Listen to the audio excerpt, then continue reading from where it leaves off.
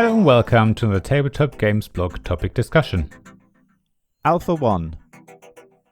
As some of you will know, I'm an alpha player at the core, which means I can take over cooperative games and tell people what to do. Even in competitive games, I'm the one who makes sure rules are followed and actions are done in the right order.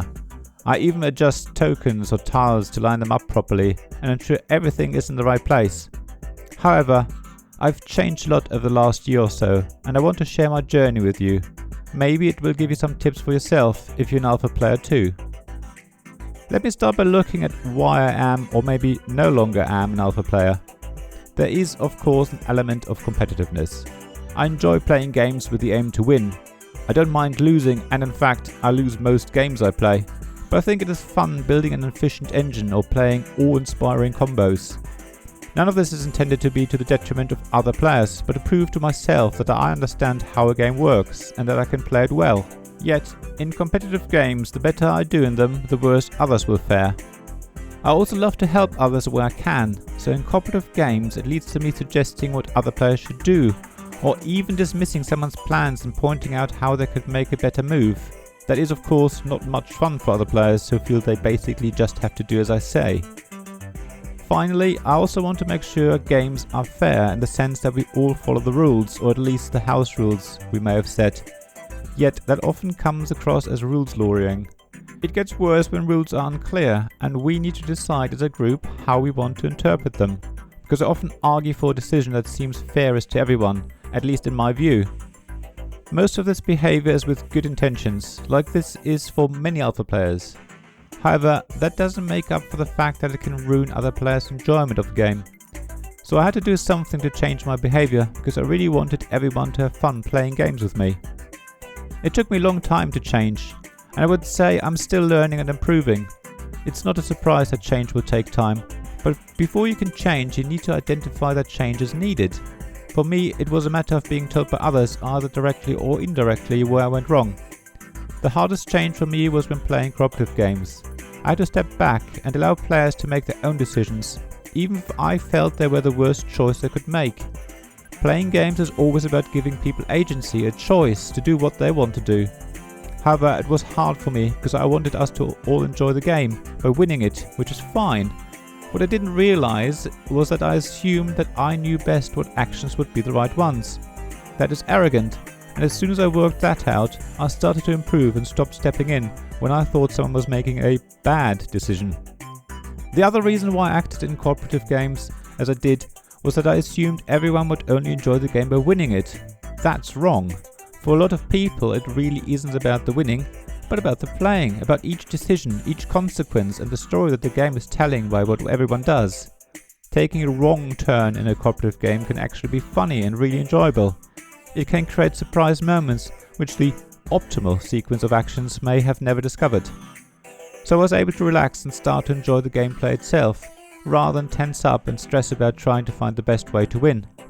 I can't speak for the people who play cooperative games with me these days, but I think they have more fun now, and that makes it more fun for me. It's a win-win. However, there are still situations where people ask me for help. My initial reaction is to tell them what I would do, but I resist. I now tell them to go with what they feel is best, what their intuition tells them, or what they think is going to be the most fun. Only when they really don't know what to do, maybe because they've forgotten some rules, I help them by going through the options they have, but without ranking the choices they can make, so they can still make up their own mind independently. It's hard and a conscious effort for me, but I do it, and I think it has helped everyone enjoy cooperative games more. I also am much more relaxed about where game components go. I still sometimes get the urge to tweak a worker's position slightly, so that it perfectly covers up its space on the board, or straighten out the discard pile, or line up my player mat with the game board, but overall it happens very rarely now, and usually only when I'm nervous. I hope it has allowed other players to feel more relaxed about setting up the game the way they want, and organize their game components the way that works for them. I've also got better at dealing with enforcing rules. I now focus on my own turn and ensure that I follow the rules the way I understand them, and that actually gets to the core of the issue. Even the best rules in the world will be understood slightly differently by different people. So when I think I do everything correctly, I might actually be breaking a rule of the game. It is important to let others do the same. even if it might lead to some players having an unfair advantage in the game, because I have a more lenient interpretation of the rules. It often makes no real difference if the difference in interpretation is actually minor. When you do come up with a rules question, I will still explain how I interpret the situation, in particular when the confusion arises from grammatical, punctuation or semantical issues. However, I will not reiterate my point multiple times and very happily argue someone else's suggestion if I can see how it would fit with the rules and the spirit of the game. In fact, I often no longer offer my point of view unless asked, so it really is up to everyone else to decide, especially if the decision influences my turn in the game. That way nobody should feel that I'm trying to gain an unfair advantage by interpreting the rules in my favour. Speaking of unfair advantages, I still insist that people take their actions in the order laid out in the rulebook, at least when it matters. After all, if the rules say you get your income after you can buy resources, for example, then it's important it's done in that order, or you could buy more resources than you should be able to. It may seem harsh, but it's clearly about making sure nobody gets an unfair advantage like that. To me, it goes hand in hand with saying out loud what you do on your turn. So I do ask people to talk me through their turns, out loud and to the whole group. It not only ensures that they do everything in the right order and don't miss important steps, but it also helps me understand what they're doing and allows me to adjust my strategy or plan my next action more easily. In fact, I do think that saying it out loud helps the whole group, including the active player. For example, we have one player in our games group who regularly forgets to pay the cost of an action or resources. So when they tell everyone what they do, we can remind them. In fact, that same person also often forgets to take all the benefits from an action, so again, we can help them avoid losing out. And it reduces the need for takebacks because they forgot to take their income or the other bonus. What's more important than the example I just mentioned is that explaining your actions is very helpful for games where it's hard to see everything easily. There are games where things are very spread out across the whole table, so saying out loud that you take the bonus tile that gives you 10 VPs for every card in your hand allows other players to adjust their strategy accordingly. It's even more helpful if you then describe the next bonus tile that you have drawn from the stack to replace the one you took. So as you can see, I've done a lot to try and be less of an alpha player. How much I have succeeded is impossible for me to say. Only the people I play with can answer that question. However, I do feel I have improved, but I also know that I will continue to learn and make changes to my behaviour in an attempt to make playing games fun for everyone who plays with me.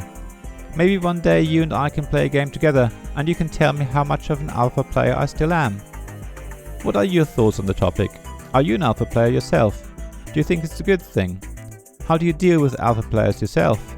How important is it to you to win a game? Do you enjoy the playing part or the winning more? Please share your thoughts in the comments below, I'd love to hear from you. And also let me know if you want to play a game with me. Thank you very much for listening to this Tabletop Games blog topic discussion. There is a written version of it on the blog. Please see the link in the description below. There you'll also find links to my Ko-fi and Patreon pages if you want to support me financially. Please also look at my Twitter feed and generally pass around the word of this blog and this podcast. I'd really appreciate it. The more people know, the better. If you are on Apple Podcasts, please also leave a review and leave some stars. But other than that, thanks very much for listening, and I'll hope to see you again soon. This podcast was made possible by my Patreon supporters: David Miller of Subquad Publishing, James Naylor of Naylor Games, Paul Grogan of Gaming Rules, Robin Kay of Ruined Sky Games, Sarah Reed of Undine Studios, Tim Vernick, and Richard Simpson of We're Not Wizards.